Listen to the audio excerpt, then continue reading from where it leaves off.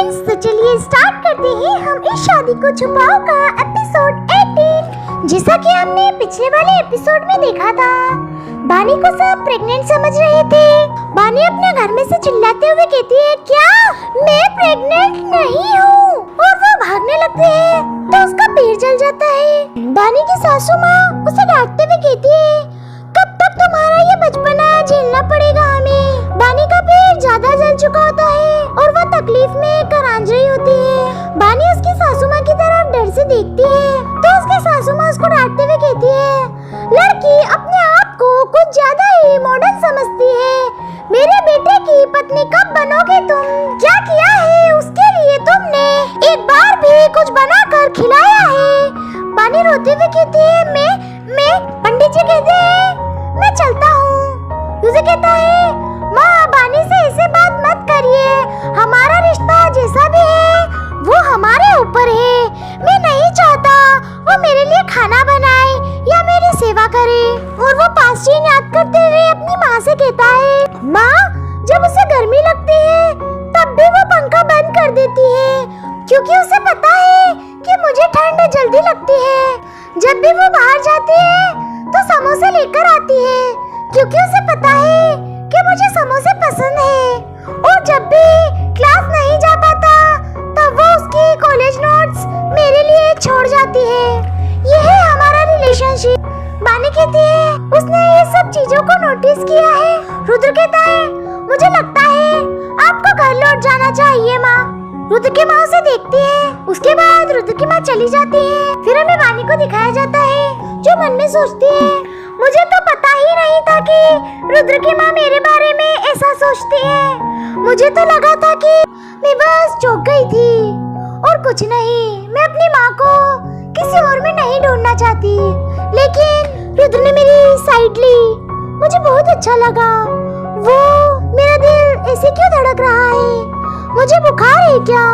क्या हो रहा है मुझे? मैं कुछ सोच नहीं पा रही। तभी बानी को कोई आवाज देता है, इंद्राणी। बानी मन में सोचती है, रुद्र के दिमाग में क्या चल रहा है? उससे बात करनी चाहिए क्या मुझे? तभी बानी को कोई कहता है, बानी। बानी हैरान होकर पीछे देखती है और कहती है, ओह आदित्य तुम हो। आदित्य कहता है, क्यों तुम्हें क्या लगा, कौन है? बानी कहती है, कोई नहीं। तभी वहाँ बारिश होने लगती है। बानी कहती है, बारिश? आदित्य भी कहता है, बारिश। बानी अपनी बुक से सर को ढकते हुए कहती है, अरे चलो। आदित्य कहता है, नहीं, तुम्हें तो बारिश में भीगना बहुत अच्छा लगता था ना। बानी कहती है, वो तब की बात थी, अब मैं बड़ी हो गई हूँ, चलो। फिर हमें एक कैफे दिखाया जाता है। इधर रुद्र मन में सोचता है, माँ से ऐसी बात नहीं करनी चाहिए थी मुझे, पर अब कर भी क्या सकता हूँ। बानी की वजह से दिमाग खराब हो गया मेरा। क्रिश उसे ऐसा बैठा देख कहता है, तुम्हें क्या हुआ? तुम्हारी सारी गर्लफ्रेंड्स को तुम्हारी असलियत पता चल गई है क्या? रुद्र कहता है, गर्लफ्रेंड्स? ओ धीरे से कहता है, एक घर वाली नहीं पट रही और ये गर्लफ्रेंड्स की बात कर रहा है। क्रिश कहता है, क्या कुछ कहा तुमने? रुद्र कहता है, कुछ भी तो नहीं, तुम्हें कुछ ज्यादा सुनाई दे रहा है, कान साफ करवाओ अपने। वैसे तुम बानी को कब से जानते हो? क्रिश कहता है, स्कूल से। क्यों? अच्छा सब बताओ, तुम्हारा और बानी का कुछ चल रहा है क्या? क्रिश कहता है, वो मुझे पसंद नहीं करती है। इतना सुन रुद्र तो खुश हो चुका था। और उसके बाद क्रिश कहता है, उसका दिल नहीं है, किसी बाजार में बेच आई है।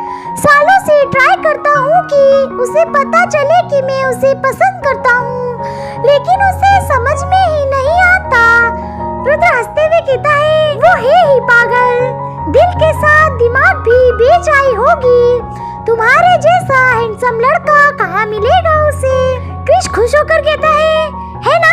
देखो मेरे मसल्स देखो। रुद्र कहता है, हाँ मसल्स की कोई कदर ही नहीं है उसे, पागल बानी। क्रिश हंसते हुए कहता है, बिल्कुल पागल। तभी क्रिश को कोई धक्का मारता है जिससे वो गिरने वाला होता है और बानी के दोस्त उसे पकड़कर कहती है, क्रिश रुद्र के साथ क्या कर रहे हो तुम, और तुम्हारी हालत ऐसी क्यों है? क्रिश कहता है, रुद्र मेरा दोस्त है। बानी के दोस्त कहती है, कब से? क्रिश कहता है, आज से। बानी के दोस्त उस पर गुस्सा करने लगती है। रुद्र उन दोनों को देखता है। उसके बाद रुद्र घर चला जाता है और कहता है मैं आ गया। तभी वो बानी के साथ आदित्य को देख हैरान हो जाता है और चिल्लाते हुए कहता है व्हाट द हेल। फिर यही हमारे एपिसोड की एंडिंग हो जाती है।